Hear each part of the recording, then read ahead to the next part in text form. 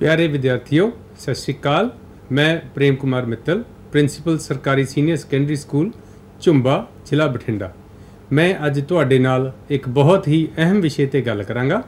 मेरा अज दा विषय जो है वह बहुत ही अहम इसलिए है क्योंकि वह तुहाडी निजी जिंदगी नाल संबंधित है। जिंदगी परमात्मा दी बख्शी हुई एक नेमत है जो सानू बड़े ही भागां नाल मिलती है। पर असी अपनी ज़िंदगी बारे की जानते हाँ? जिंदगी जो है बहुत अहम इसलिए है क्योंकि इस विच उतार अते चढ़ाव जिहड़े आउंदे ने उन्हां बारे असी बार बार अपने आप नूं वक्रियां वक्रियां अवस्थावां विच पाउंदे हाँ। पर जे साडी अप्रोच, जे साडा एटीट्यूड कुछ विलखण है तां असी हर सिचुएशन विच एक अपॉर्चुनिटी जो साडे सामने है उस नूं वधिया तरीके नाल खिड़े मत्थे लैके अपना काम जिहड़ा है वधिया तरीके नाल कर सकते हाँ। पर सब तो पहला ज़रूरी है कि असी कित्थों शुरू करिए। इसलिए मैं जो अज बोलण लई विषय लिया वो है ईमानदारी। बेसिकली जे पता होवे ईमानदारी की चीज़ है तां असी इस विषय बारे इत्थों शुरू करांगे कि ईमानदारी है की। जदों असी इस नूं देखना है ਤਾਂ ईमानदारी एक चंगा गुण है। वो गुण जो एक व्यक्ति दे सारे किरदारां नूं किसी भी समाज विच, संस्था विच प्रभावित करता है। ये उस व्यक्ति दे आचरण का एक अनिखड़वां हिस्सा है क्योंकि आचरण जो है वो व्यक्ति दे सफल या असफल होने लई जिम्मेवार हुंदा है। जे आचरण निरपक्ष होवे, स्पष्ट होवे तां उस व्यक्ति दे सफल होने दे चांसिस बहुत ज़्यादा बढ़ जाते हैं। इसलिए सानू ईमानदार होना चाहिए है। ईमानदारी भरोसेयोगता का एक पैरामीटर है। जे असी ईमानदार हाँ तो असी भरोसेयोग हाँ। साडे ते उही व्यक्ति भरोसा करेगा जो सानू बतौर ईमानदार व्यक्ति जानता है। इसलिए असी कोशिश करनी है कि असी अपनी जिंदगी विच अपने आप तो शुरू करते हुए ईमानदार बनना सीखिए। ईमानदार बनना सीखण लई सब तो पहला ये देखना चाहिए है कि ईमानदार क्यों बनीए। तो ईमानदार क्यों बनन लई असी ये देखांगे कि निजी जीवन अते समाज दोनों विच ईमानदारी जो है लाहेवंद है। जो व्यक्ति ईमानदार हैं वो व्यक्ति हर हालत विच अपनी जीवन विच, अपनी यात्रा विच सफल हुंदे हैं। सफलता प्राप्त करने लई ईमानदारी का होना बहुत अहम है। ईमानदारी विकास अते वाधे लई भी अहम है क्योंकि उस व्यक्ति का विकास, उस व्यक्ति के जीवन विच वाधा होएगा जो निरपक्ष तौर पर, स्पष्ट तौर पर ईमानदार होके अपने आले दुआले विच, अपने परिवार विच, अपने समाज विच, अपनी संस्था विच विचरेगा। तां ईमानदारी एक इहो जिहा गुण है जिहड़ा बाकी सारे गुणां नूं होर भी वधिया तरीके नाल निखार के पेश करता है। तां असीं ये सोचना है कि असीं ईमानदार किवें बन सकते हाँ। ईमानदार बनन लई सानू पहलां ये देखना होवेगा कि असीं ईमानदार किस पद्धर तक दे हाँ। ईमानदार होना, ईमानदारी का महत्व, ये चीज़ां साडे वास्ते इसे लई जरूरी ने क्योंकि ये साडे आचरण का हिस्सा है। क्योंकि ये सानू समाज विच एक पहचान दिंदा है। यह वधिया ते सेहतमंद रिश्ते बनाउण लई एक आधार का काम करता है। तां हुण असीं पहली गल जो करांगे वो ये करांगे कि असीं स्वै मुलांकन करिए। ये देखिए कि मैं कितना ईमानदार हाँ। मैं तुहानू एक गल पुछनी चाहांगा कि अज तुहाडे विचों किन्ने बच्चे सवेर का नाश्ता करके आए हैं। तां मेरे इस सवाल नाल सारी दी सारी जमात दे जिन्ने भी विद्यार्थी हैं वो लगभग 3 भागों में वंडे जाएंगे। कुछ विद्यार्थी यह जे ने जो नाश्ता करके आए हैं अते मैनू स्पष्ट तरीके नाल दसणगे कि उन्होंने नाश्ता किया है। कुछ व्यक्ति इदां दे ने, कुछ विद्यार्थी इदां दे ने जिहड़े ये सोच रहे हैं कि मैं नाश्ता किया तो नहीं, पर जे मैं कहा तो अध्यापक साहबान सोचणगे कि तुसीं नाश्ता क्यों नहीं करके आए, या मैनू पुछ सकते हैं। उन्होंने हो सकता किसी किस्म का डर लग रहा होवे। तो इस चीज़ नूं भी सोचण वाले कुछ विद्यार्थी अपने विच ही बैठे होणगे। कुछ विद्यार्थी इदां दे होणगे जिहड़े ये जानते हैं कि उन्होंने नाश्ता नहीं किया, पर ਉਹ ਇਸ ਗੱਲ ਨੂੰ, ਇਸ ਤੱਥ ਨੂੰ ਪੇਸ਼ ਕਰਨ ਤੋਂ ਲੁਕਾਉਂਦੇ ਨਹੀਂ। ਉਹ ਇਸ ਤੱਥ ਨੂੰ ਸਪਸ਼ਟ ਤਰੀਕੇ ਨਾਲ ਆਪਣੇ ਅਧਿਆਪਕ ਸਾਹਿਬਾਨ ਦੇ ਅੱਗੇ ਰੱਖਣਗੇ। ਭਾਵ ਜਿਹੜੇ ਵਿਅਕਤੀ, ਜਿਹੜੇ ਵਿਦਿਆਰਥੀ ਖਾਣਾ ਖਾ ਕੇ ਆਏ ਹਨ, ਜੇ ਉਹ ਇਸ ਚੀਜ਼ ਨੂੰ ਐਡਮਿਟ ਨਹੀਂ ਕਰਦੇ ਤਾਂ ਉਹ ਨਿਰੋਲ, ਸਭ ਤੋਂ ਹੇਠਲੇ ਪੱਧਰ 'ਤੇ ਵੀ ਇਮਾਨਦਾਰ ਨਹੀਂ ਹਨ। ਕਿਉਂਕਿ ਸਿਹਤ ਲਈ, ਜੀਵਨ ਲਈ ਸਭ ਤੋਂ ਜ਼ਰੂਰੀ ਹੈ ਸਵੇਰ ਦਾ ਨਾਸ਼ਤਾ ਕਰਨਾ।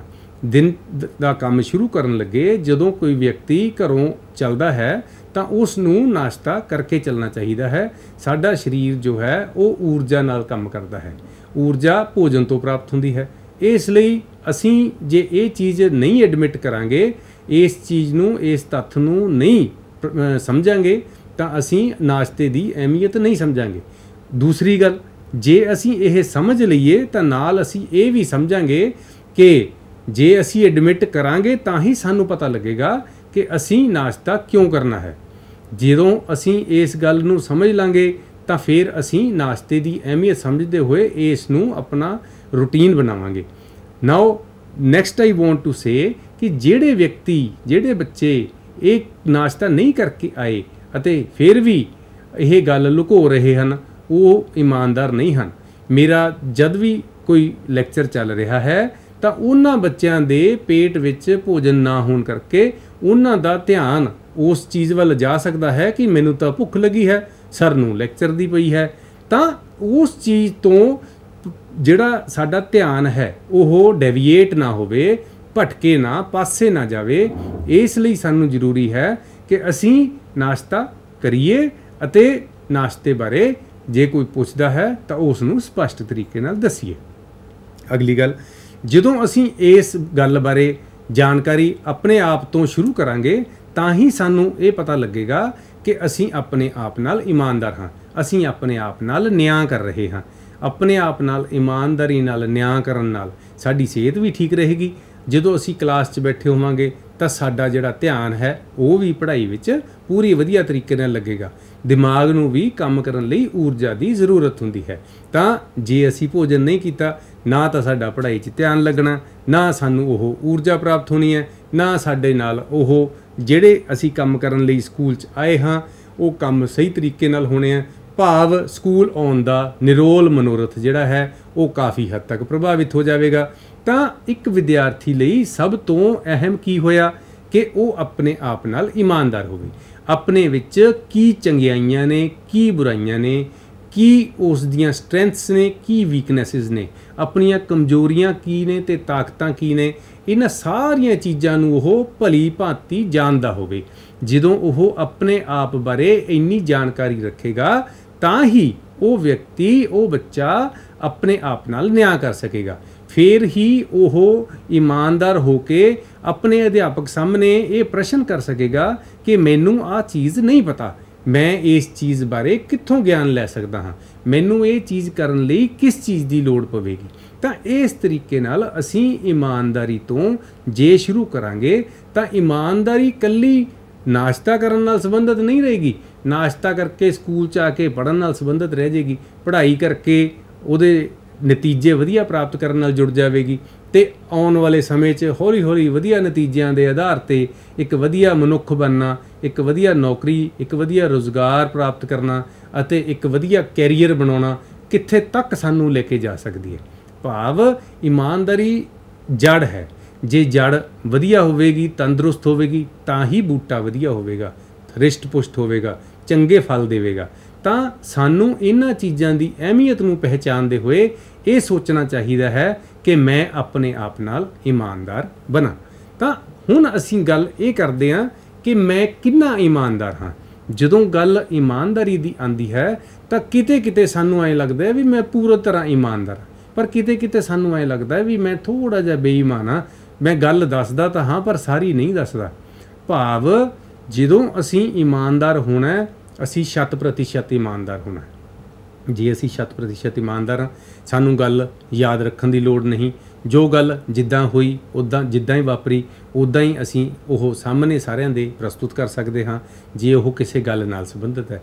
ਜੇ ਅਸੀਂ ਇਮਾਨਦਾਰੀ ਦੀ ਗੱਲ ਆਪਣੀ ਪੜ੍ਹਾਈ ਨਾਲ ਕਰੀਏ ਤਾਂ ਸਾਨੂੰ ਇਮਾਨਦਾਰ ਹੋਣ ਦਾ ਲਾਭ ਇਹ ਹੋਏਗਾ कि सानू साडीਆਂ कमियां ते साडीਆਂ ताकतां दा पता लगेगा ते जिन्हां ते असीं बैंक पाउन कर सकते हैं, जिन्हां ते असीं निर्भर कर सकते हैं अते आउण वाले समय विच उन्हां नूं कमियां नूं दूर करके अपने नैगेटिव जो पॉइंट्स ने उन्हां नूं असीं अपने positive points they which convert कर सकते हैं।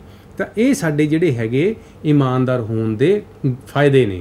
तो मैं जो चाहुंदा हाँ वो ये कि तुसीं पहलां सब तो एक कहानी याद करो जो तुसीं बचपन विच सुनिया करदे सी कि एक आजड़ी सी अपनी पशु अपनियां भेडां लैके जंगल विच चराउण जांदा सी।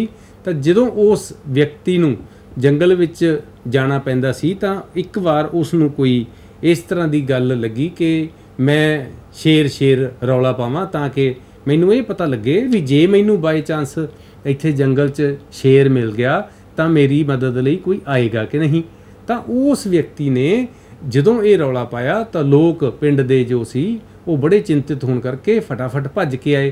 तो जदों वो आके उत्थे पहुँचे तो उन्होंने देखा भी शेर तो है नहीं, तो ये इस तरह ही कह रहा सी। तो उन्होंने थोड़ा बुरा लग्या तो वो वापस चले गए। पर व्यक्ति नूं जरूर ये खुशी मिली कि पिंड वालियां नूं मेरी फिक्र है अते वो मैनूं बचाउण लई आए हन। हुण जदों उसने कुछ देर बाद एक बार फिर इदां गलती की तो फिर उसनूं यकीन हो गया कि पिंड वाले मैनूं बचाउण लई या मेरियां भेडां नूं बचाउण लई जरूर आउणगे। तो उस आजड़ी नूं इस चीज़ नूं बार-बार ट्राई करन ते 2-3 बार ट्राई करन ते ये चीज़ इदां लगन लग पई।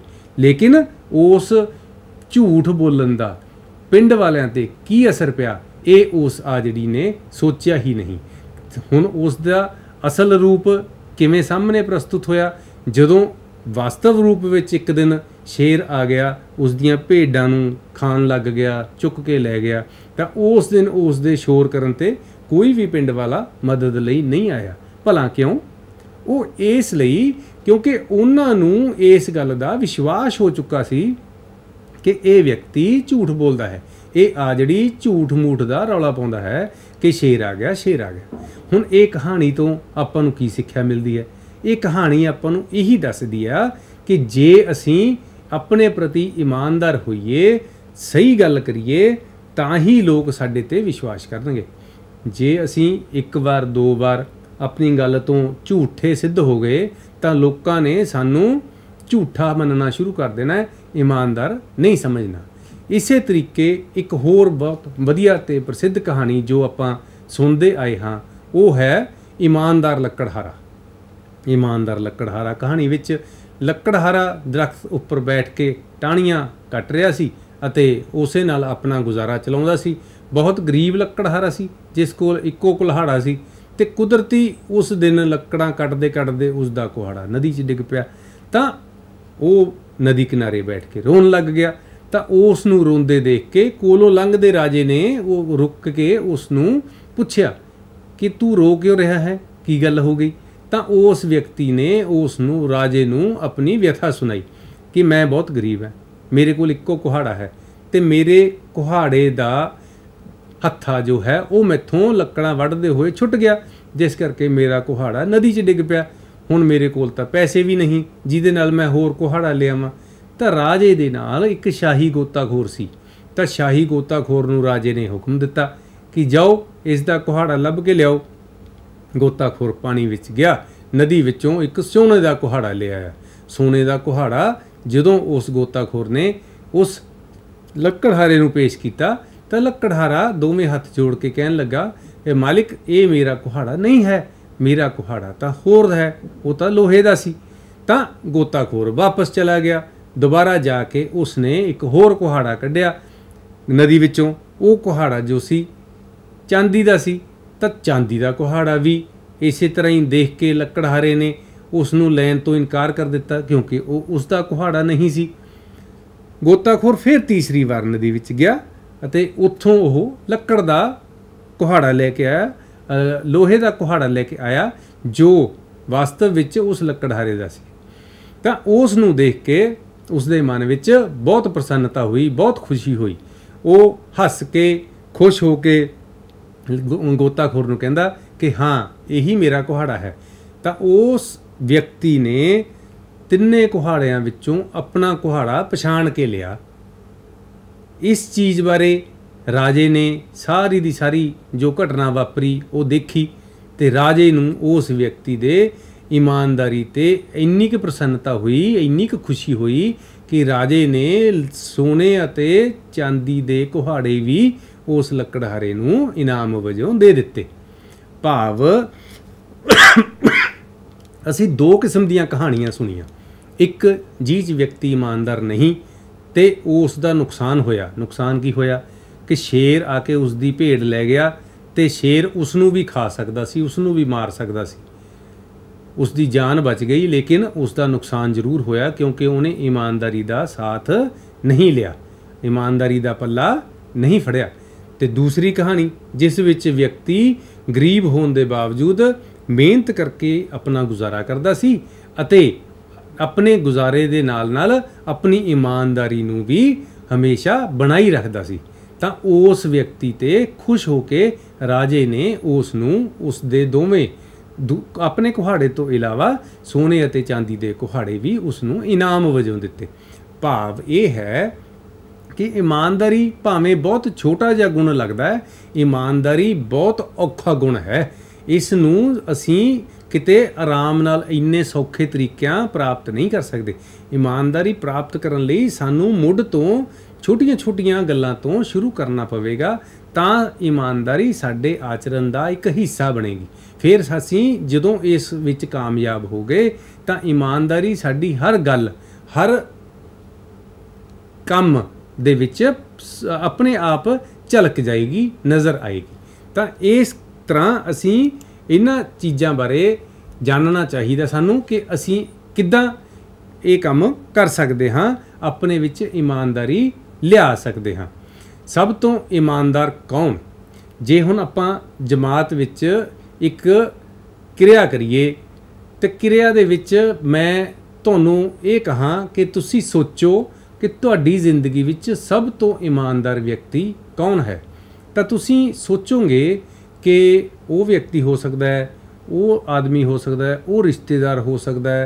तो इन्हां विचों कोई एक व्यक्ति इन्हां सारियां चों उभर के तुहाडे दिमाग विच सब तो उपर आ जाएगा। उस व्यक्ति बारे तुसीं ये राय रखदे हो कि वो व्यक्ति बड़ा ही ईमानदार है। वो व्यक्ति कोई कामकार करदा हो सकता है, कोई नौकरी करदा हो सकता है, कोई छोटे पेशे ते हो सकता है, किसी ਦੇ ਘਰ ਨਿਯੁਕਤ ਹੋ ਸਕਦਾ ਕਿਸੇ ਗੱਲਬਾਤ 'ਚ। ਤਾਂ ਭਾਵ ਉਹ ਭਾਵੇਂ ਕਿਸੇ ਕਿਸਮ ਦਾ ਕੋਈ ਵੀ ਕੰਮ ਕਰਦਾ ਹੋਵੇ ਪਰ ਉਸ ਵਿੱਚ ਜੋ ਈਮਾਨਦਾਰੀ ਹੈ ਉਹ ਉਸ ਨੂੰ ਤੁਹਾਡੇ ਦਿਮਾਗ ਵਿੱਚ ਲੈ ਕੇ ਆਈ ਹੈ।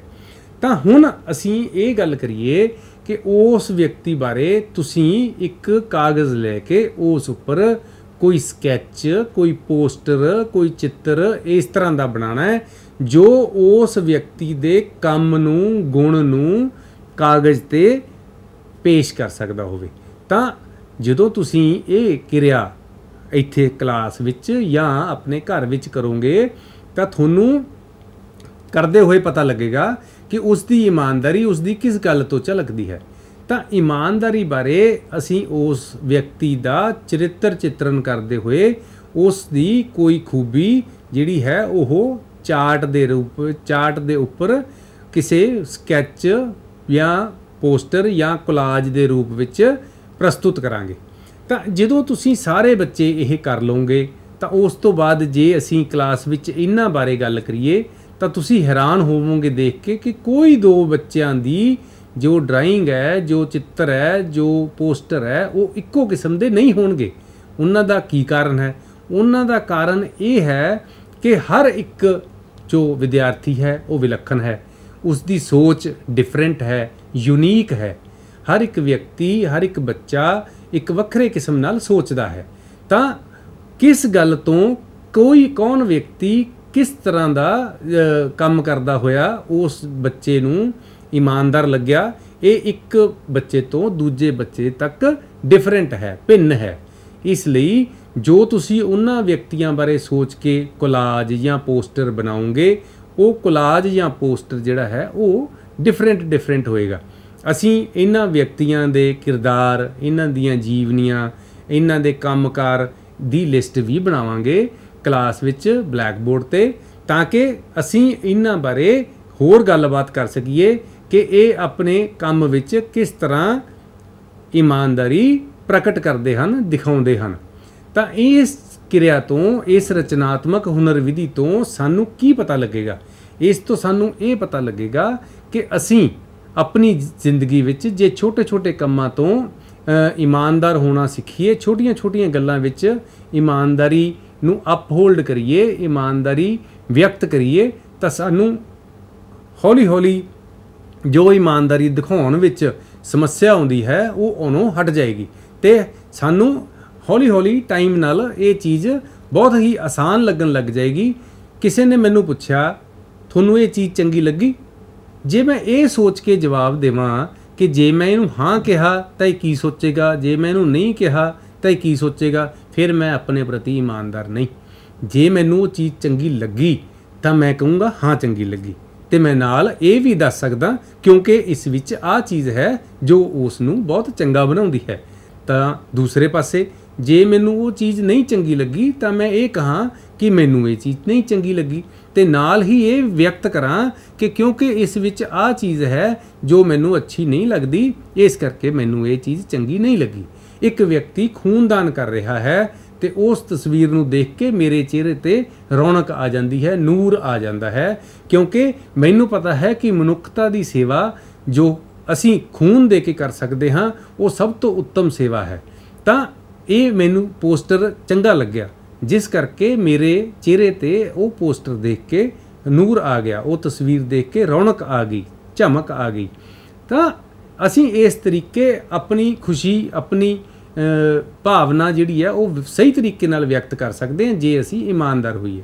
ਦੂਸਰੇ ਪਾਸੇ ਕਿਤੇ ਸੜਕ ਕਿਨਾਰੇ ਜੇ ਕੋਈ ਪੋਸਟਰ ਲੱਗਾ ਹੈ ਜਿੱਥੇ ਕੋਈ ਕਿਸੇ ਕਿਸਮ ਦੇ ਨਸ਼ੇ ਦਾ ਜੋ ਹੈ ਜ਼ਿਕਰ ਕੀਤਾ ਹੋਇਆ ਹੈ, ਤਾਂ ਉਹ ਦੇਖ ਕੇ ਮੈਨੂੰ ਕੁਝ ਅਜੀਬ ਲੱਗਦਾ ਹੈ, ਮੈਨੂੰ ਚੰਗਾ ਨਹੀਂ ਲੱਗਦਾ, ਤਾਂ ਉਹ ਵੀ ਮੇਰੇ ਚਿਹਰੇ 'ਤੇ ਉੱਦਾਂ ਹੀ ਪ੍ਰਤੀਤ ਹੋਵੇਗਾ। ਇਸ ਲਈ ਮੈਂ ਕੀ ਚਾਹੁੰਦਾ ਹਾਂ? ਮੈਂ ਚਾਹੁੰਦਾ ਹਾਂ ਕਿ ਮੈਂ ਆਪਣੇ ਪ੍ਰਤੀ ਇਮਾਨਦਾਰ ਰਹਾਂ। ਤਾਂ ਉਸ ਲਈ ਮੈਂ ਕੋਸ਼ਿਸ਼ ਕਰਾਂਗਾ ਕਿ ਜੋ ਚੀਜ਼ ਦੇਖ ਕੇ ਮੇਰੇ ਚਿਹਰੇ 'ਤੇ ਰੌਣਕ ਆਉਂਦੀ ਹੈ ਤਾਂ ਮੈਂ ਉਹ ਚੀਜ਼ ਨੂੰ ਖੁਸ਼ੀ ਦੇ ਰੂਪ ਵਿੱਚ ਵਿਅਕਤ ਕਰਾਂ, ਕਿਸੇ ਨਾਲ ਸਾਂਝਾ ਕਰਾਂ, ਅਤੇ ਜੋ ਚੀਜ਼ ਮੈਨੂੰ ਚੰਗੀ ਨਹੀਂ ਲੱਗਦੀ ਉਸ ਚੀਜ਼ ਨੂੰ ਦੇਖਣ ਤੋਂ ਗੁਰੇਜ਼ ਵੀ ਕਰਾਂ। ਤਾਂ ਇਸ ਤਰੀਕੇ ਮੈਂ ਆਪਣੀ ਜ਼ਿੰਦਗੀ ਵਿੱਚ ਇਮਾਨਦਾਰੀ ਲਿਆਉਣ ਦੇ ਛੋਟੇ-ਛੋਟੇ ਨੁਕਤੇ ਸਿੱਖ ਲਏ ਹਨ। ਤੁਸੀਂ ਵੀ ਇਸੇ ਤਰੀਕੇ ਆਪਣੀ ਜ਼ਿੰਦਗੀ ਵਿੱਚ ਆਪਣੇ ਘਰ ਤੋਂ ਸ਼ੁਰੂ ਕਰਦੇ ਹੋਏ ਆਪਣੇ ਸਕੂਲ, ਆਪਣੀ ਗਲੀ, ਆਪਣੇ ਮੁਹੱਲੇ, ਆਪਣੇ ਸਮਾਜ, ਆਪਣੇ ਪਿੰਡ, ਇਹਨਾਂ ਸਾਰਿਆਂ ਵਿੱਚ ਜਿੱਥੇ ਵੀ ਵਿਚਰਦੇ ਹੋ, ਜਦੋਂ ਵੀ ਵਿਚਰਦੇ ਹੋ, ਇਮਾਨਦਾਰੀ ਨਾਲ ਪੇਸ਼ ਆਓ। ਭਾਵ ਜੇ ਅਸੀਂ ਇਹ ਚੀਜ਼ ਸਿੱਖਣੀ ਸ਼ੁਰੂ ਕਰ ਲਈਏ ਤਾਂ ਇਹ ਕੁਝ ਕੁ ਦਿਨਾਂ ਦੀ ਖੇਡ ਹੈ, ਤਾਂ ਕੁਝ ਇੱਕ ਦਿਨਾਂ ਵਿੱਚ ਹੀ ਸਾਨੂੰ ਇਹ ਮਹਿਸੂਸ ਹੋਣ ਲੱਗ ਜਾਏਗਾ, ਸਾਨੂੰ ਇਹ ਅੰਦਰੂਨੀ ਖੁਸ਼ੀ ਪ੍ਰਾਪਤ ਹੋਏਗੀ ਕਿ ਅਸੀਂ ਇਮਾਨਦਾਰ ਹੋਣ ਨਾਲ ਕਿੰਨੇ ਰਿਲੈਕਸਡ ਫੀਲ ਕਰਦੇ ਹਾਂ, ਕਿੰਨੇ ਖੁਸ਼ ਮਹਿਸੂਸ ਕਰਦੇ ਹਾਂ। ਇੱਕ ਵਿਅਕਤੀ ਘਰੋਂ ਚੱਲਿਆ, ਸਕੂਲ ਆਇਆ, ਰਸਤੇ 'ਚ ਕਿਤੇ ਕੋਈ ਪੈਸੇ ਡਿੱਗੇ ਪਏ ਸੀ ਜਾਂ ਕਿਸੇ ਮੋਟਰਸਾਈਕਲ ਦੀ ਚਾਬੀ ਡਿੱਗੀ ਪਈ ਸੀ, ਤਾਂ ਉਹ ਵਿਅਕਤੀ ਨੇ ਉਸ ਘਰ ਵਾਲਿਆਂ ਦੇ ਜਿਨ੍ਹਾਂ ਦੇ ਬਾਰ 'ਚ ਪਈ ਸੀ, ਜਿਨ੍ਹਾਂ ਦੇ ਗੇਟ 'ਤੇ ਪਈ ਸੀ, ਉਹਨਾਂ ਨੂੰ ਬੈਲ ਮਾਰ ਕੇ ਪੁੱਛਿਆ ਵੀ ਇਹ ਚਾਬੀ, ਇਹ ਪੈਸੇ ਤੁਹਾਡੇ ਹਨ ਜਾਂ ਨਹੀਂ, ਜਾਂ ਉਹ ਉੱਥੇ ਕਿਸੇ ਨੂੰ ਦੇ ਦਿੱਤੇ ਤਾਂ ਕਿ ਜੇ ਕੋਈ ਪੁੱਛਣ ਆਵੇ ਤਾਂ ਉਸ ਨੂੰ ਦੇ ਦਿੱਤੀ ਜਾਵੇ ਅਤੇ ਸਕੂਲ ਆ ਜਾਵੇ। ਇਸ ਤਰੀਕੇ ਇੱਕ ਘਟਨਾ ਤੁਹਾਡੇ ਨਾਲ ਵਾਪਰ ਸਕਦੀ ਹੈ ਰਸਤੇ 'ਚ ਆਉਂਦੇ ਹੋਏ। ਉਸੇ ਤਰੀਕੇ ਦੂਜੀ ਘਟਨਾ ਹੋ ਸਕਦੀ ਹੈ ਕਿ ਰਸਤੇ ਵਿੱਚ ਕੋਈ ਪਾਣੀ ਪੀਣ ਲਈ ਇੱਕ ਸਾਧਨ ਮੁਹੱਈਆ ਕਰਵਾਇਆ ਗਿਆ ਪੰਚਾਇਤ ਵੱਲੋਂ, ਅਤੇ ਉਹ ਟੈਂਕੀ ਜੋ ਰੱਖੀ ਹੋਈ ਹੈ ਉਸ ਦੀ ਟੂਟੀ ਥੋੜ੍ਹੀ ਜਿਹੀ ਕਿਸੇ ਬੱਚੇ ਨੇ ਪਾਣੀ ਪੀਂਦੇ ਹੋਏ ਖੁੱਲ੍ਹੀ ਛੱਡ ਦਿੱਤੀ। ਤੁਸੀਂ ਦੇਖਿਆ ਪਰ ਤੁਸੀਂ ਲੇਟ ਹੋ ਰਹੇ ਸੀ, ਇਸ ਕਰਕੇ ਤੁਸੀਂ ਉੱਥੋਂ ਬਿਨਾਂ ਟੂਟੀ ਬੰਦ ਕੀਤੇ ਸਕੂਲ ਆ ਗਏ। ਤਾਂ ਜਦੋਂ ਤੁਸੀਂ ਸਕੂਲ ਪਹੁੰਚੇ ਅਤੇ ਸਕੂਲ ਵਿੱਚ ਜੇ ਪਹਿਲੇ ਪੀਰੀਅਡ ਵਿੱਚ ਤੁਹਾਨੂੰ ਇਹੀ ਸਵਾਲ ਕੀਤਾ ਜਾਵੇ ਕਿ ਕੌਣ-ਕੌਣ ਬੱਚੇ ਆਪਣੇ ਪ੍ਰਤੀ ਇਮਾਨਦਾਰ ਹਨ, ਕਿਵੇਂ ਵਿਅਕਤ ਕਰੋਗੇ, ਤਾਂ ਆਪਣੇ ਘਰ ਤੋਂ ਸਕੂਲ ਤੱਕ ਦੀ ਯਾਤਰਾ ਨੂੰ ਦੇਖਦੇ ਹੋਏ ਜੇ ਤੁਸੀਂ ਉਹ ਚਾਬੀ, ਉਹ ਪੈਸੇ ਕਿਸੇ ਜ਼ਰੂਰਤਮੰਦ ਦੀ ਜ਼ਰੂਰਤ ਨੂੰ ਧਿਆਨ 'ਚ ਰੱਖਦੇ ਹੋਏ ਸੰਬੰਧਿਤ ਘਰ ਨੂੰ ਜਾਂ ਦੁਕਾਨ ਨੂੰ ਦਿੱਤੇ ਹਨ, ਅਤੇ ਜੇ ਉਹ ਟੂਟੀ ਨਹੀਂ ਬੰਦ ਕੀਤੀ ਤਾਂ ਤੁਸੀਂ ਉਸ ਚੀਜ਼ ਨੂੰ ਸਹੀ ਰੂਪ ਵਿੱਚ ਵਿਅਕਤ ਕਰਨਾ ਹੈ। ਇਹੀ ਅਸੀਂ ਇਮਾਨਦਾਰੀ ਤੋਂ ਸਿੱਖਣਾ ਚਾਹੁੰਦੇ ਹਾਂ। ਇਸੇ ਤਰੀਕੇ ਸਾਡੀ ਇਮਾਨਦਾਰੀ ਹੌਲੀ-ਹੌਲੀ ਸਰੀਰ ਦਾ, ਸਿਹਤ ਦਾ, ਮਨ ਦਾ, ਆਚਰਨ ਦਾ ਇੱਕ ਅਨਿੱਖੜਵਾਂ ਹਿੱਸਾ ਬਣ ਜਾਵੇਗਾ। ਜਦੋਂ ਕੋਈ ਚੀਜ਼ ਸਾਡੇ ਮਨ ਵਿੱਚ, ਸਾਡੇ ਵਿਚਾਰਾਂ ਵਿੱਚ ਇੰਨੀ ਘੁਲ ਮਿਲ ਜਾਂਦੀ ਹੈ ਕਿ ਉਸ ਦਾ ਅਨਿੱਖੜਵਾਂ ਹਿੱਸਾ ਬਣ ਜਾਵੇ, ਤਾਂ ਉਹ ਸਾਡੀ ਵਿਅਕਤਿਤਵ, ਸਾਡੀ ਜੋ ਹੈ ਵਿਅਕਤਿਤਵ ਭਾਵ ਪਰਸਨੈਲਿਟੀ, ਸਾਡੀ ਨਿੱਜੀ ਜ਼ਿੰਦਗੀ ਦਾ ਇੱਕ ਅਨਿੱਖੜਵਾਂ ਹਿੱਸਾ ਬਣ ਜਾਂਦੀ ਹੈ, ਜੋ ਅਸੀਂ ਸਾਰੀ ਉਮਰ ਆਪਣੇ ਨਾਲ ਕੈਰੀ ਕਰਦੇ ਹਾਂ। ਰਾਜਾ ਹਰੀਸ਼ ਚੰਦਰ ਨੂੰ ਜਾਣਦੇ ਹੋਵੋਗੇ ਤੁਸੀਂ, ਉਹਨਾਂ ਦਾ ਨਾਂ ਸੁਣਿਆ ਹੋਵੇਗਾ। ਇਮਾਨਦਾਰੀ ਕਰਕੇ ਬਹੁਤ ਮਸ਼ਹੂਰ ਸਨ। ਵਿਅਕਤੀ ਜੋ ਮਸ਼ਹੂਰ ਹੁੰਦਾ ਹੈ ਉਹ ਕਿਸੇ ਨਾ ਕਿਸੇ ਗੁਣ ਕਾਰਨ ਹੁੰਦਾ ਹੈ। ਮਹਾਰਾਜਾ ਰਣਜੀਤ ਸਿੰਘ ਕਿਸੇ ਵਿਸ਼ੇਸ਼ ਗੁਣ ਕਾਰਨ ਮਹਾਨ ਸਨ। ਇਸ ਤਰੀਕੇ ਨਾਲ ਅਸੀਂ ਇਹਨਾਂ ਗੱਲਾਂ ਬਾਰੇ ਜਿੰਨਾ ਵੱਧ ਚਰਚਾ ਕਰੀਏ ਉਨਾ ਹੀ ਸਾਨੂੰ ਇਹ ਕੰਮ ਸਿੱਖਣਾ, ਸਮਝਣਾ, ਯਾਦ ਰੱਖਣਾ ਸੌਖਾ ਲੱਗੇਗਾ। ਅਗਲੀ ਕਿਰਿਆ ਜੇ ਅਸੀਂ ਕਰੀਏ, ਇੱਕ ਵਧੀਆ ਕਿਰਿਆ ਜੋ ਕਰ ਸਕਦੇ ਹਾਂ ਉਹ ਸਾਡੀ ਇਸੇ ਤਰੀਕੇ ਦੀ ਵਿਦਿਆਰਥੀ ਜੀਵਨ ਦੀ ਹੋ ਸਕਦੀ ਹੈ। ਜਿਵੇਂ ਅੱਜ ਮੈਂ ਤੁਹਾਡੇ ਨਾਲ ਗੱਲ ਕੀਤੀ ਘਰ ਤੋਂ ਸਕੂਲ ਆਉਣ ਦੀ, ਉਸੇ ਤਰੀਕੇ ਇੱਕ ਹੋਰ ਗੱਲ ਹੋ ਸਕਦੀ ਹੈ ਕੋਈ ਕਿਸੇ NSS ਕੈਂਪ ਦੀ, ਜਿੱਥੇ 10 ਬੱਚੇ ਗਏ, ਕਿਸੇ ਨੇ ਕੰਮ ਕੀਤਾ, ਕਿਸੇ ਨੇ ਨਹੀਂ ਕੀਤਾ, ਕਿਸੇ ਨੇ ਥੋੜ੍ਹਾ ਕੀਤਾ। ਤਾਂ ਜਦੋਂ ਅਧਿਆਪਕ ਸਾਹਿਬਾਨ ਤੁਹਾਨੂੰ ਪੁੱਛਣਗੇ ਕਿ ਤੁਸੀਂ ਕੀ ਕੀਤਾ, ਤਾਂ ਉਸ 'ਤੇ ਲਿਖ ਕੇ ਦਿਓ ਇੱਕ ਨੋਟ। ਜੋ ਬੱਚੇ ਇਮਾਨਦਾਰੀ ਨਾਲ ਲਿਖਣਗੇ ਉਹਨਾਂ ਦਾ ਕਿਰਦਾਰ ਉੱਚਾ ਹੋ ਜਾਵੇਗਾ। ਜੋ ਕੰਮ ਨਹੀਂ ਕਰਨਗੇ ਪਰ ਝੂਠ ਮੂਠ ਲਿਖਣਗੇ, ਉਹ ਲਿਖ ਤਾਂ ਦੇਣਗੇ ਪਰ ਉਹਨਾਂ ਦੇ ਮਨ ਵਿੱਚ ਕਿਤੇ ਨਾ ਕਿਤੇ ਇਹ ਰਹੇਗਾ ਕਿ ਮੈਂ ਗਲਤ ਕੰਮ ਕੀਤਾ ਹੈ। ਤਾਂ ਉਹ ਚੀਜ਼ ਸਾਨੂੰ ਜ਼ਿੰਦਗੀ ਭਰ ਕੋਸਦੀ ਰਹਿੰਦੀ ਹੈ, ਸਾਨੂੰ ਤੰਗ ਕਰਦੀ ਹੈ। ਇਸ ਲਈ ਸਾਨੂੰ ਚਾਹੀਦਾ ਕਿ ਅਸੀਂ ਇਹੋ ਜਿਹੀਆਂ ਛੋਟੀਆਂ ਗੱਲਾਂ ਤੋਂ ਇਮਾਨਦਾਰ ਹੋਣਾ ਸਿੱਖੀਏ। ਇਸ ਤਰੀਕੇ ਨਾਲ ਅਸੀਂ ਆਪਣੀ ਜ਼ਿੰਦਗੀ ਦਾ ਇੱਕ ਅਨਿੱਖੜਵਾਂ ਹਿੱਸਾ ਇਮਾਨਦਾਰੀ ਨੂੰ ਬਣਾ ਸਕਦੇ ਹਾਂ। ਅਗਲੀ ਗੱਲ ਜੋ ਆਪਾਂ ਕਰਾਂਗੇ ਉਹ ਹੈ ਕਿ ਜਦੋਂ ਅਸੀਂ ਇਸ ਚੀਜ਼ ਨੂੰ ਸਿੱਖ ਲਿਆ, ਅਸੀਂ ਇਸ ਨੂੰ ਆਪਣੇ ਆਚਰਣ ਦਾ ਇੱਕ ਹਿੱਸਾ ਬਣਾ ਲਿਆ, ਤਾਂ ਅਸੀਂ ਰੋਜ਼ ਕਿਸੇ ਨਾ ਕਿਸੇ ਗੱਲ 'ਤੇ ਇਸ ਚੀਜ਼ ਨੂੰ ਵਿਅਕਤ ਕਰਨਾ ਹੈ। ਛੋਟੇ ਬੱਚਿਆਂ ਨਾਲ ਡਿਸਕਸ ਕਰਨਾ ਹੈ, ਵੱਡਿਆਂ ਤੋਂ ਇਸ ਬਾਰੇ ਪ੍ਰਸ਼ਨ ਪੁੱਛਣੇ ਹੈ। ਤਾਂ ਇਹ ਚੀਜ਼ਾਂ ਸਾਡੇ ਇਮਾਨਦਾਰ ਹੋਣ ਬਾਰੇ ਲੋਕਾਂ ਨੂੰ ਪਤਾ ਲੱਗਣਗੀਆਂ। ਜੇ ਸਾਡੇ ਕਿਤੇ ਵਿਚਾਰ ਕਿਸੇ ਨਾਲ ਮਤਭੇਦ ਨੇ ਤਾਂ ਸਾਨੂੰ ਉਹ ਵੀ ਉੱਥੇ ਜਿਹੜੇ ਹੈ ਡਿਫਰੈਂਸਿਸ ਦੂਰ ਕਰਨ 'ਚ ਹੈਲਪ ਹੋਏਗੀ। ਸਾਨੂੰ ਜਦੋਂ ਕਿਸੇ ਨਾਲ ਅਸੀਂ ਡਿਸਕਸ ਕਰਾਂਗੇ ਤਾਂ ਸਾਨੂੰ ਆਪਣੀਆਂ ਹੋਰ ਕਮੀਆਂ ਬਾਰੇ ਵੀ ਪਤਾ ਲੱਗ ਸਕਦਾ ਹੈ। ਅਸੀਂ ਕਿਸੇ ਨੂੰ ਉਹਦੀਆਂ ਕਮੀਆਂ ਦਾ ਅਹਿਸਾਸ ਕਰਾ ਸਕਦੇ ਹਾਂ। ਇੱਕ ਵਧੀਆ ਹੈਲਦੀ ਕਨਵਰਸੇਸ਼ਨ ਨਾਲ, ਇੱਕ ਵਧੀਆ ਜਿਹੜੀ ਹੈ ਗੱਲਬਾਤ ਨਾਲ ਇਹੋ ਜਿਹੀਆਂ ਬਹੁਤ ਸਾਰੀਆਂ ਸਮੱਸਿਆਵਾਂ ਜਿਹੜੀਆਂ ਉਹ ਸਾਡੀ ਜ਼ਿੰਦਗੀ ਤੋਂ ਪਾਸੇ ਹੋ ਜਾਣਗੀਆਂ। ਨਕਾਰਾਤਮਕ ਅਪਰੋਚ ਤੋਂ ਅਸੀਂ ਨੈਗੇਟਿਵ ਅਪਰੋਚ ਤੋਂ ਅਸੀਂ ਪੋਜ਼ਿਟਿਵ ਅਪਰੋਚ ਵੱਲ, ਸਕਾਰਾਤਮਕ ਸੋਚ ਵੱਲ ਵਧਾਂਗੇ। ਤਾਂ ਇੱਦਾਂ ਦੀਆਂ ਚੀਜ਼ਾਂ ਸਾਡੀ ਜ਼ਿੰਦਗੀ ਨੂੰ ਚੁੱਕ ਕੇ ਉੱਪਰ ਲੈ ਜਾਂਦੀਆਂ ਹਨ, ਜਿਸ ਨਾਲ ਸਾਡਾ ਕਿਰਦਾਰ ਬਹੁਤ ਮਹਾਨ, ਬਹੁਤ ਉੱਚਾ ਸੁੱਚਾ ਅਤੇ ਬਹੁਤ ਪਵਿੱਤਰ ਹੋ ਜਾਂਦਾ ਹੈ। ਇਸ ਲਈ ਅੱਜ ਦੇ ਇਸ ਵਿਸ਼ੇ ਤੋਂ ਅਸੀਂ ਇਹੀ ਸਿੱਖਣਾ ਹੈ ਕਿ ਕਿਸ ਤਰ੍ਹਾਂ ਇਮਾਨਦਾਰੀ ਨੂੰ ਆਪਣੀ ਜ਼ਿੰਦਗੀ ਵਿੱਚ ਲੈ ਕੇ ਆਉਣਾ ਹੈ। ਲੈ ਕੇ ਆਉਣ ਤੋਂ ਬਾਅਦ ਉਸ ਦਾ ਅਭਿਆਸ ਕਰਨਾ ਹੈ। ਅਭਿਆਸ ਕਰਕੇ ਉਸ ਨੂੰ ਅਸੀਂ ਅੱਗੇ ਇਸ ਨੂੰ ਹਰ ਰੋਜ਼ ਦਿਨ ਬ ਦਿਨ ਜਿਵੇਂ ਅਸੀਂ ਆਪਣੇ ਆਲੇ ਦੁਆਲੇ ਵਿੱਚ, ਸਮਾਜ ਵਿੱਚ ਵਿਚਰਦੇ ਹਾਂ, ਅਸੀਂ ਉੱਥੇ ਉਸ ਨੂੰ ਵਧੀਆ ਤਰੀਕੇ ਨਾਲ ਜੋ ਹੈ ਉਹਨੂੰ ਵਿਅਕਤ ਕਰ ਸਕੀਏ ਅਤੇ ਹੌਲੀ ਹੌਲੀ ਸਾਡੀ ਪਹਿਚਾਣ ਸਾਡੀ ਇਮਾਨਦਾਰੀ ਬਣੇ। ਇੱਕ ਬੱਚੇ ਲਈ ਉਸਦੇ ਮਾਂ-ਬਾਪ ਬਹੁਤ ਮਹੱਤਵਪੂਰਨ ਹੁੰਦੇ ਆ, ਅਤੇ ਪਰ ਮਾਂ-ਬਾਪ ਲਈ ਬੱਚਾ ਉਸ ਤੋਂ ਵੀ ਮਹੱਤਵਪੂਰਨ ਹੁੰਦਾ। ਜਦੋਂ ਬੱਚਾ ਛੋਟਾ ਹੁੰਦਾ ਤਾਂ ਉਹ ਮਾਂ-ਬਾਪ ਦੇ ਨਾਂ ਨਾਲ ਜਾਣਿਆ ਜਾਂਦਾ, ਪਰ ਜਦੋਂ ਬੱਚਾ ਮਹਾਨ ਕੰਮ ਕਰਨ ਲੱਗ ਜਾਂਦਾ ਹੈ ਤਾਂ ਉਹ ਬੱਚੇ ਦੇ ਨਾਂ ਨਾਲ ਉਸਦੇ ਮਾਂ-ਬਾਪ ਜਾਣੇ ਜਾਂਦੇ ਹਨ। ਇਸ ਤਰੀਕੇ ਸਾਨੂੰ ਹੌਲੀ ਹੌਲੀ ਇਸ ਗੁਣ ਨੂੰ ਆਪਣੇ ਆਪ ਵਿੱਚ ਸਮਾ ਕੇ ਮਹਾਨ ਬਣਨ ਲਈ ਇੱਦਾਂ ਦੇ ਗੁਣ, ਇੱਦਾਂ ਦੇ ਕੰਮ ਕਰਨੇ ਚਾਹੀਦੇ ਹਨ ਜੋ ਸਾਨੂੰ ਸਾਡੀ ਲਾਈਫ ਨੂੰ ਹੋਰ ਉੱਪਰ ਚੁੱਕਣ ਅਤੇ ਸਾਨੂੰ ਜ਼ਿੰਦਗੀ ਵਿੱਚ ਸਫਲਤਾ ਦੇ ਨੇੜੇ, ਇੱਕ ਵਧੀਆ ਰੁਜ਼ਗਾਰ ਦੇ ਨੇੜੇ, ਇੱਕ ਵਧੀਆ ਪ੍ਰੋਫੈਸ਼ਨ ਦੇ ਵਿੱਚ, ਇੱਕ ਵਧੀਆ ਸੈਟਿਸਫਾਈਡ ਲਾਈਫ ਲੀਡ ਕਰਨ ਵਿੱਚ ਮਦਦ ਕਰਨ। ਮੇਰਾ ਅੱਜ ਦਾ ਜੋ ਵਿਸ਼ਾ ਸੀ ਉਹ ਇਹੀ ਸੀ। ਹੁਣ ਮੈਂ ਚਾਹੁੰਦਾ ਕਿ ਤੁਸੀਂ ਇਹਨਾਂ ਚੀਜ਼ਾਂ ਬਾਰੇ ਆਪਣੀ ਜ਼ਿੰਦਗੀ ਵਿੱਚ ਡੇਲੀ ਕੁਛ ਨਾ ਕੁਛ ਡਿਸਕਸ਼ਨ ਕਰੋ, ਅਤੇ ਜਿੱਥੇ ਵੀ ਜਿੰਨੀ ਕੁ ਵੀ, ਚਾਹੇ ਉਹ ਛੋਟੀ ਹੈ ਚਾਹੇ ਉਹ ਜ਼ਿਆਦਾ ਹੈ, ਤਾਂ ਉਹਨਾਂ ਗੱਲਾਂ ਵਿੱਚ ਇਮਾਨਦਾਰੀ ਦੀ ਝਲਕ ਆਵੇ। ਇੱਦਾਂ ਦੇ ਪ੍ਰਯਤਨ ਲਗਾਤਾਰ ਕਰਦੇ ਰਹੋ। ਬਹੁਤ ਬਹੁਤ ਧੰਨਵਾਦ।